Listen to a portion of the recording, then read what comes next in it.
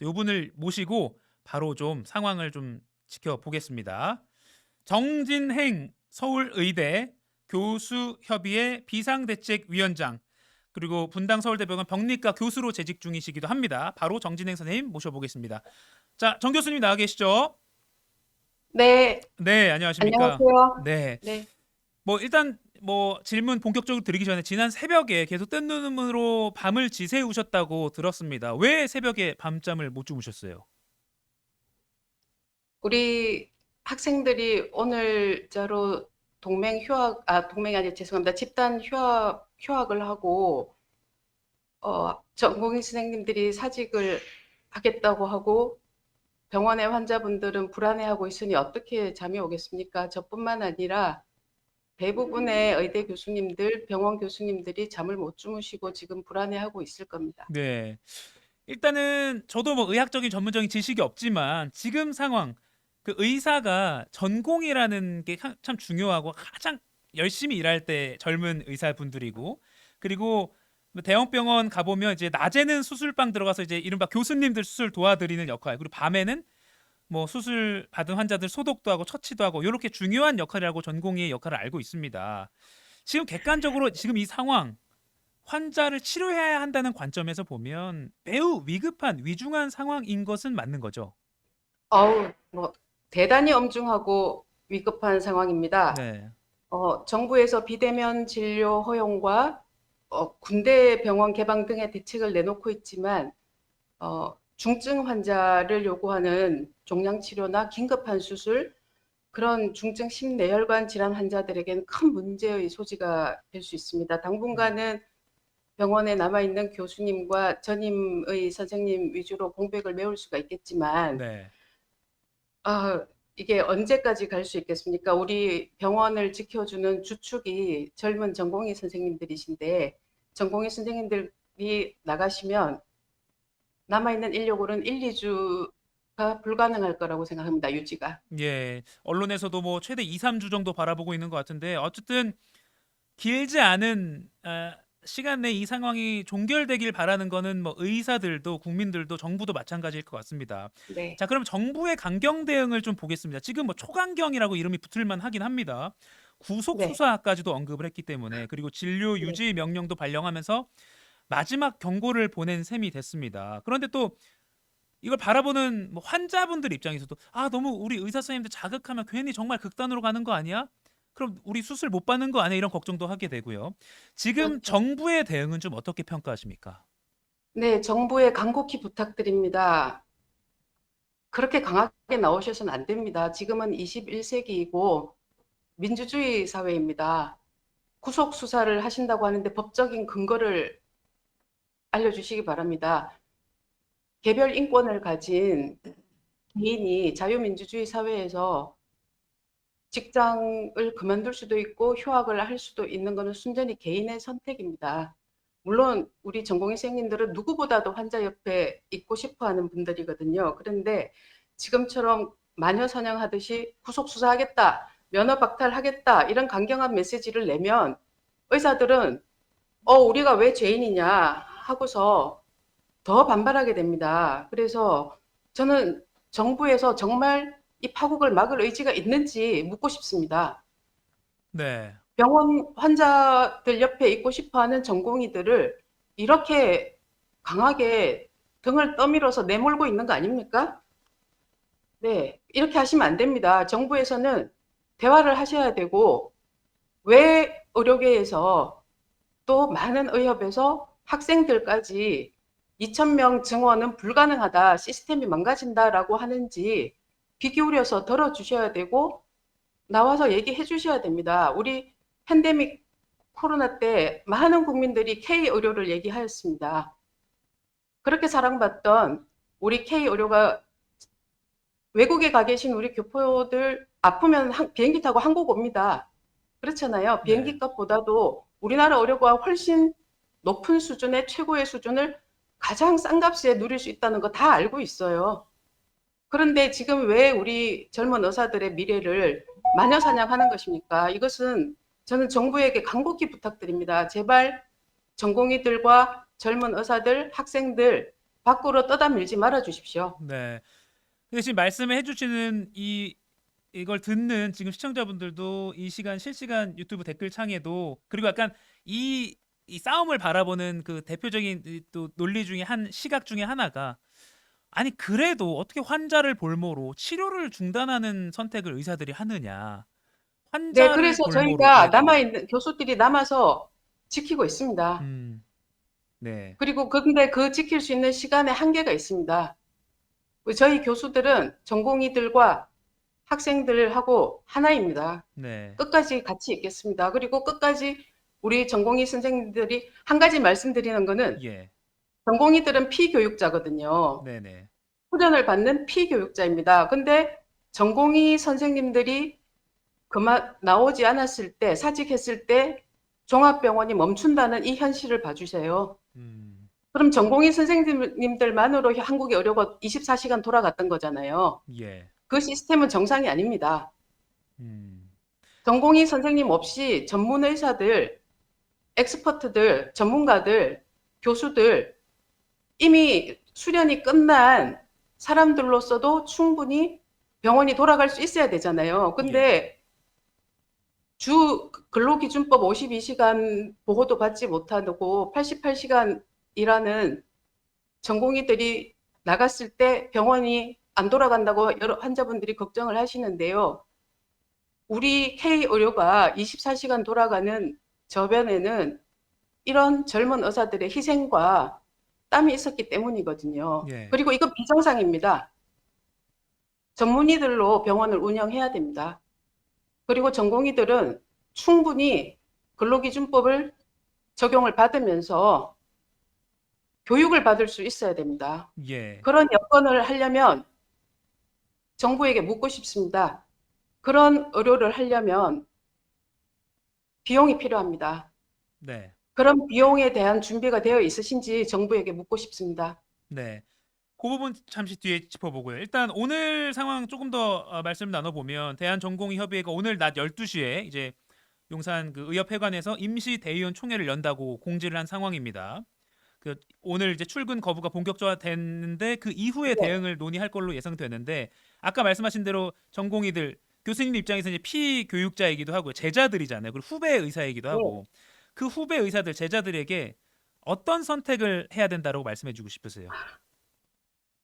저는 제가 비대위원장이 된 것이 17일 토요일 12시에 인준을 받았기 때문에 저도 사실 마음의 준비가 좀 돼서 너무 시간이 촉박해서 너무 늦었다는 생각이 듭니다. 왜냐하면 이미 사직을 결의했고, 어, 그냥 본인들이 나가겠다고 이렇게 결정을 한 상황을 제가 한 명 한 명 설득을 할 수 있는 시간도 없고, 또 한편으로는 왜 우리 학생들이 공부하기를 중단하고 전공의 선생님들이 환자 옆을 떠나는 선택을 하는가 하는 그 원인에 대해서 되게 고민을 했거든요. 네.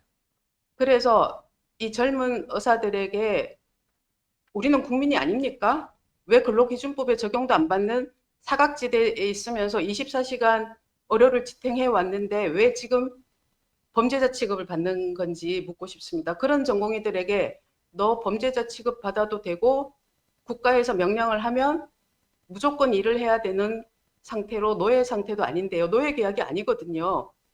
돌아오라고 할 말이 저는 없습니다. 네. 그렇지만 저희 교수들과 전임 의사들 환자분들에게 피해가 가지 않도록 최선을 다해서 1, 2주 동안은 버틸 수 있습니다. 지키겠습니다. 그렇지만 더 이상은 못 버팁니다. 그 네. 사이에 정부에서는 책임 있는 자세로 대화의 장에 나와주시고 전공의들에게 자극적인 말은 너희들 빨리 그만두라 하고 자극하는 것입니다. 네. 정말 협박을 그만두시기를 바랍니다.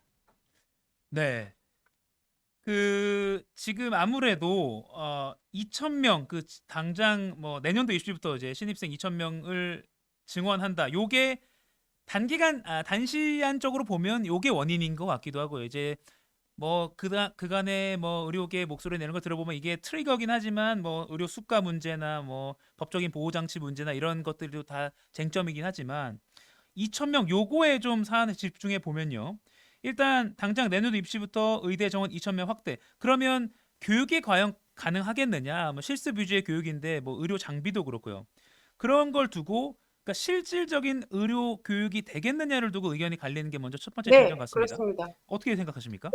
네, 제가 지난 2주 전 저는 심장학 실습 강의를 하면서 우리 150명 학생을 심장병리학을 2명이 가르쳤습니다. 네. 서울대학교 의과대학이 그나마 가장 실습 여건이 좋습니다. 근데 병든 심장을 3차원적으로 만져보고 열어보고 하면서 어떤 곳에 문제가 있어서 이 병이 걸렸고 이 환자를 치료하는 의사가 되려면 나는 어떻게 해야 되나 하는데 150명을 2명이서 우리 심장박물관 서정욱 교수님께서 기정해 주신 샘플을 가지고 했는데요. 그럴 수 있는 학교가 전국에 지금 서울대학교밖에 없습니다. 그런데 2명이 조교도 없이 했어요. 어떻게 가능하겠습니까? 네. 당장 의대는 실습할 수 있는 테이블도 시신해부등을 하면 기자재랑 실습이랑 이런 게 단순히 의자 하나 늘리면 되는 게 아닙니다. 그래서 정부에 묻고 싶습니다. 갑자기 2,000명을 늘린 게 된 근거, 의사가 부족하다고 하는데 지역에 의사가 없다고 하죠. 그렇지만 이것은 정부의 행정 실패 아닙니까? 전 국민이 수도권으로 몰려오고 있고 전 국민이 KTX 타면 2시간 안에 반나절 안에 수도권에 빅5로 몰려올 수 있도록 되어 있는데 예. 전 국민이 전부 다 수도권에 살고 있으니 지역 쪽에 의사도 부족한 게 당연합니다. 그런 행정의 실패를 왜 의사들이 지역에 안 가기 때문에 지역이 망했다, 지역 의료가 망했다라고 한 직군에게 정부의 행정적 문제를 전가하는지 저는 이해할 수가 없습니다. 네. 반론을 제기해 보자면 의대 정원 2,000명을 희망한다고 제출했던 거는 지난해 교육부 주관 수요 조사에서 의대에서 각자 그렇게 요구했던 거 아니냐.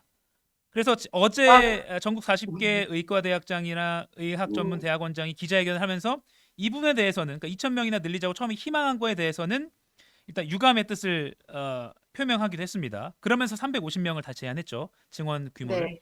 이 부분을 보면 아무튼 교육부 주관 수요 조사에서 처음에 2,000명 선을 제시했던 그 각 학교에도 책임이 있는 거 아니냐라는 목소리도 있는데요. 네.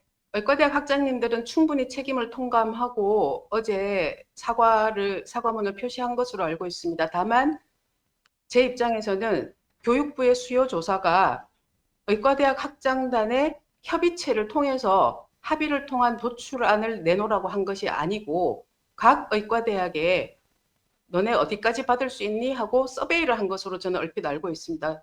우리 심리가 그렇잖아요.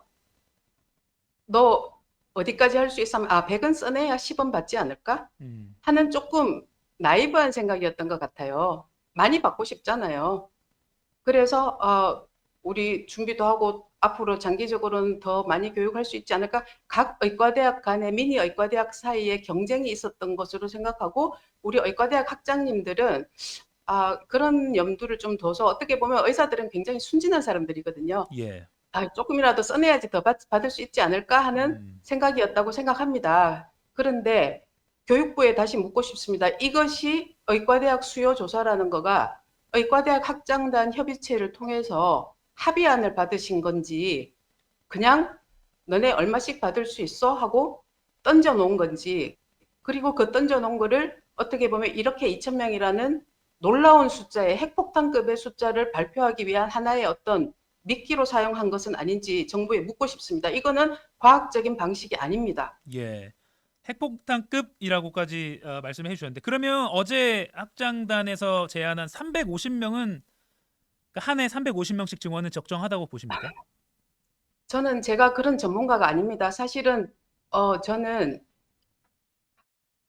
필요하다면 네. 수요에 의해서 수요 조사를 통해서 필요하다면 학장단님들이 이번에는 잘 수요 조사를 하고 대학이 지금 수용 가능한 거를 생각해서 350명을 제한했다면 거기에 근거가 있을 거로 생각을 합니다. 그러나 예. 제 입장은 저는 병리과 교수이고 폐암 전문 병리학자입니다.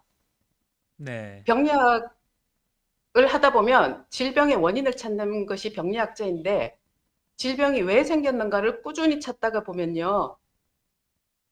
이 사회의 구조 속에서 잘못된 걸 찾게 돼요. 예. 그래서 병리학자 루돌프 비로효는 병리학자는 근본적으로 아픈 환자들 옆에서 그 질병을 일으키는 질병을 일으키는 이 사회의 문제점을 볼 수밖에 없다고 합니다. 그래서 제가 아마 이 문제를 보게 된 것 같고 학교 선생으로서 저는 학생들 옆을 떠나지 않습니다.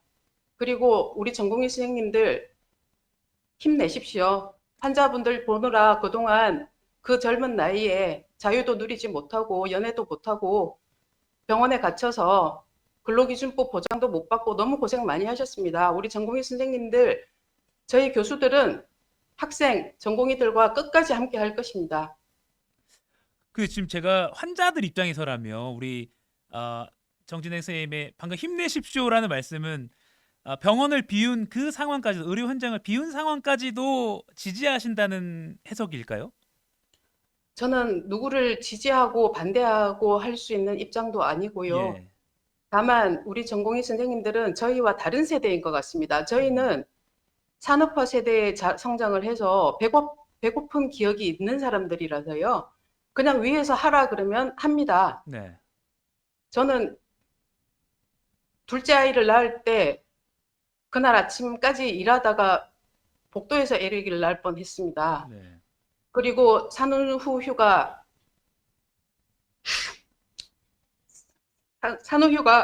4주밖에 못 받았습니다. 네. 그리고 첫째 아이 가졌을 때는 맨날 부검을 했습니다. 내 아이의 태교는 생각도 못하고 태아 부검을 하면서 제가 우리 큰애가 혹시 상처받지 않았을까 늘 조마했습니다. 근데 젊은 의사들의 근로기준법 보장해 주십시오. 그리고 나가는 거를 지지하는 거, 우리 젊은 세대들은 그런 배고픈 기억이 없어요. 배고픈 기억이 없기 때문에 이 친구들은 굉장히 밝고 그늘이 없고 구김살이 없습니다. 그래서 야 박으라 하면 박아, 뭐 조인트 까 하면 안 통해요. 이런 우리 MZ 세대들한테 구속하겠다, 처벌하겠다. 이 친구들은 굉장히 대한민국이 자랑스러운 세상에서 태어나서 살고 K-팝, K-문화에서 네. 자부심을 갖고 살고 있거든요. 네네. 그래서 이 친구들은요, 개인의 선택입니다. 개인의 자기 스스로 인생을 선택하고 전공의를 할지 말지. 영국 드라마를 보면 영국의 의사들은 대부분 인도나 파키스탄 출신이거든요. 예. 영국 의료 체제에서 의사들은 전부 다 미국으로 많이 빠져나갑니다. 지금 우리 60년대에 많은 교수님들은 의대 출신의 60% 정도가 미국으로 갔거든요. 두뇌 유출이 일어났어요. 그런데 지금 저희 세대는 두뇌 유출 안 되고 한국에서 의사를 했어요. 네. 지금 젊은 세대들은 미국이나 일본 의사 면허 시험 준비하는 친구들 비율이 많이 늘었습니다. 예, 우리나라가 인구가 주니까 예, 메가 서울처럼 메가 코리아가 돼서 동남아 외국인들 유입도 받아야 되겠죠. 예, 그래서 영국 드라마처럼 외국인 의사들도 이제는 우리나라에 자리 잡을 시대가 온 게 아닌가 이런 생각이 들고 정말 간곡히 호소합니다. 우리 젊은 의사들 두뇌 유출 막아주십시오. 네. 그리고 환자들 옆에 있고 싶어하는 사람들 등 떠밀지 말아주세요. 네, 잠시 아까 이제 젊은 시절 선생님 본인의 경험을 생각하시면서 조금 이제 눈물이 나시기도 했는데 아무튼 지금 상으로 좀 돌아오겠습니다. 자, 이틀 전에 정진행 교수님이 이제 비대위원장 서울의대 그리고 서울대병원 교수 협의회 비대위원장이죠. 이 직을 수락하시면서 뭐라고 말씀하셨냐면 지금 가장 중요한 건 정부의 위험도 아니고 의과대학 교수들의 안위도 아니며 전공의들의 신분도 아니라 바로 국민의 건강임을 잊지 않고 비대위 실무진을 조속히 구성해서 여러 교수님들의 의견을 충분히 듣고 대응해 나가기를 하겠다. 자, 그럼 이제 이런 대응을 어떻게 나가실지가 좀 기대가 됩니다. 왜냐하면 쓰신 게 이제 정부의 위험도 아니고 교수들의 안위도 아니고 전공의 신분도 아니라 국민의 건강임을 잊지 않겠다고 말씀하셨기 때문에 어떻게 좀 대응을 해 나가실 생각입니까? 네, 저는 비대위원장으로 선출되었는데요. 위원장의 역할은 하나하나의 강론에 강하지 않습니다. 다만 비대위원회 구성이 어제 아침에 되었고 오늘 사실은 8시에 저희 비대위 실무팀과 이제 전체 회의가 예정이 되어 있었는데 너무 급박해서 제가 그 회의를 미루고 나왔습니다. 그래서 모든 결정은 비대위의 합의를 거쳐서 도출될 것이고 비대위원장은 그 비대위 합의된 의견에 무게를 실어서 나갈 것이고요. 지금 앞으로 어떻게 진행될지는 정말 모르겠습니다. 그렇지만 한 가지 말씀드릴 수 있는 것은 이것은 의료계와 정부만의 문제가 아니라 100년 교육대계가 걸렸습니다. 지금 가장 웃고 있는 것은 학원가라고 합니다.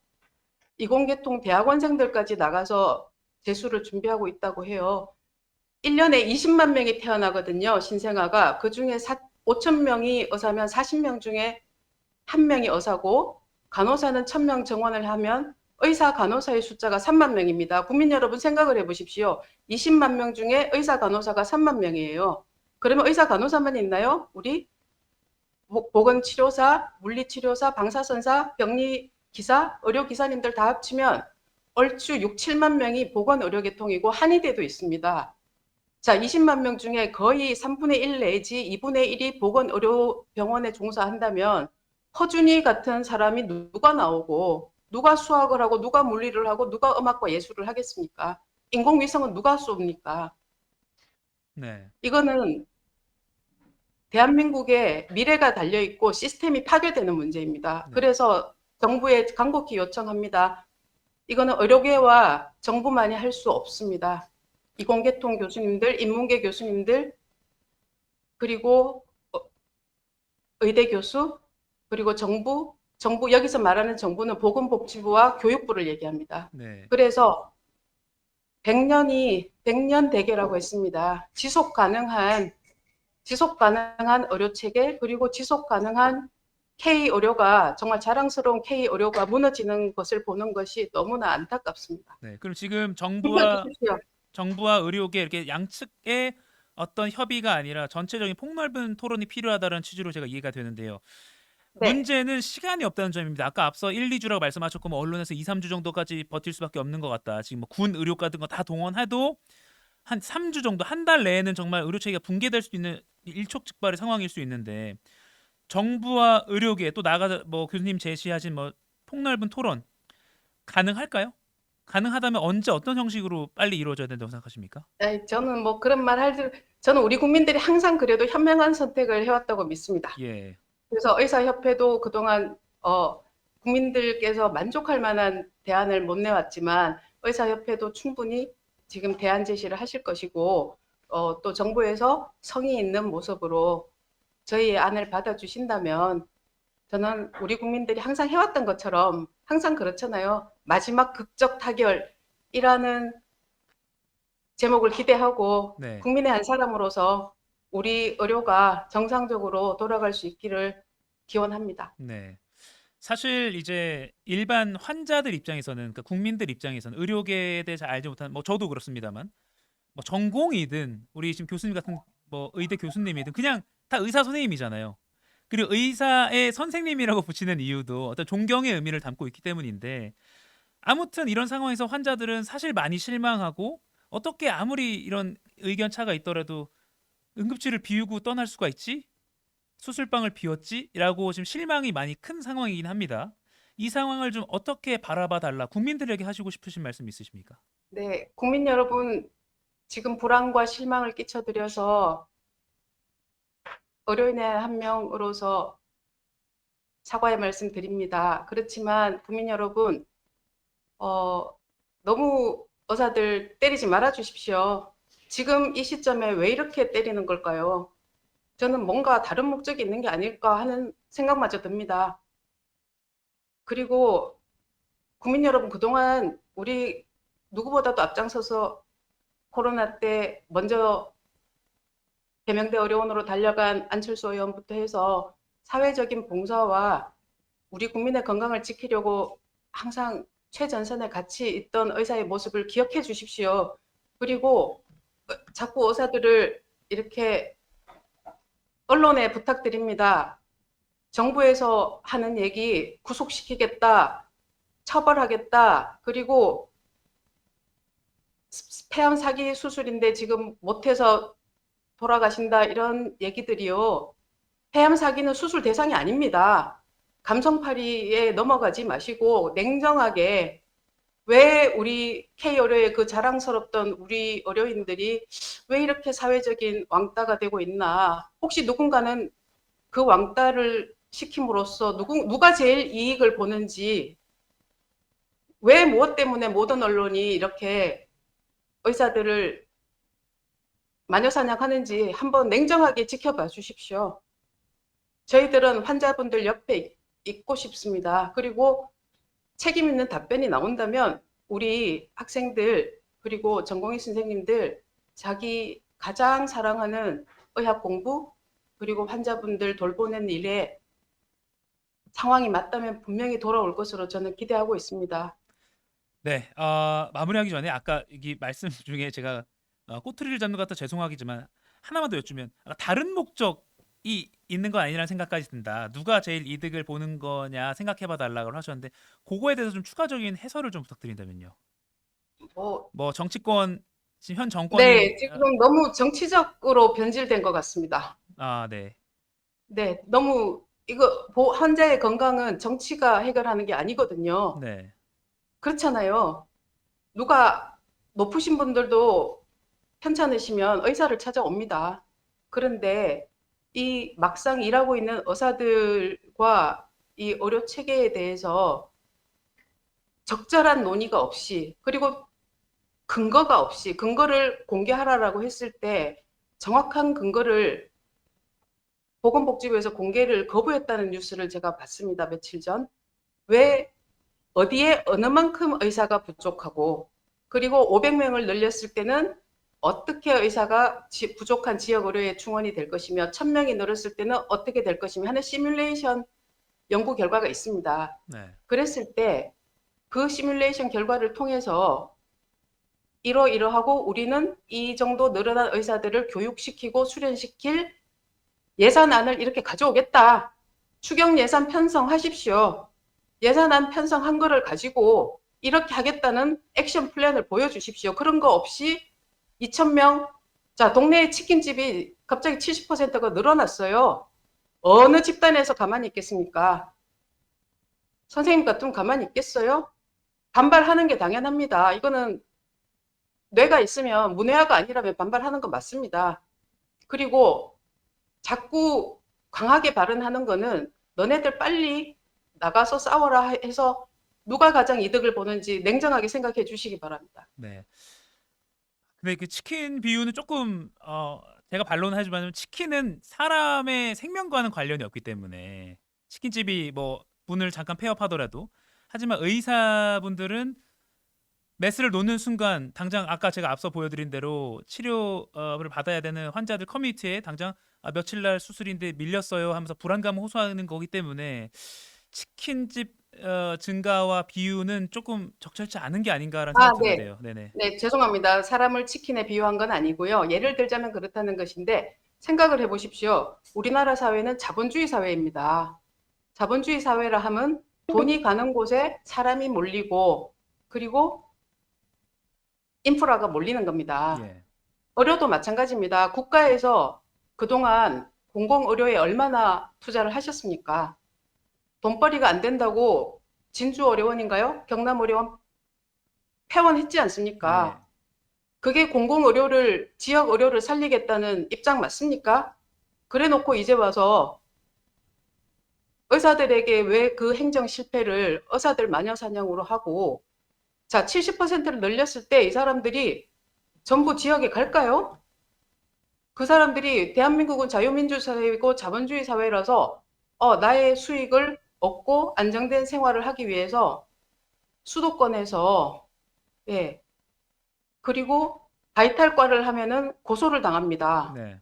예, 저는 환자를 직접 보는 과가 아니니까 제 예를 들면 폐암 진단을 하는데요. 예전 같으면 폐암인 줄 알고 수술했는데 폐암이 아니면 환자분들이 굉장히 좋아했습니다. 네. 그런데 지금은 한 번 좋아하다가 그 다음 주에 와서 그럽니다. 실손보험에서 암 진단이 있어야지 돈을 받을 수 있는데 암인 줄 알고 수술했는데 암이 아니라서 내가 보험금을 못 받게 되었으니 고발하겠다고 합니다. 국민 여러분, 실손보험 때문에 안 와도 될 병원 오는 분 많습니다. 그렇잖아요. 실손보험 되니까 안 찍어도 될 CT도 찍고 우리 국민들의 의료 이용도가 스웨덴의 600배라고 합니다. 네.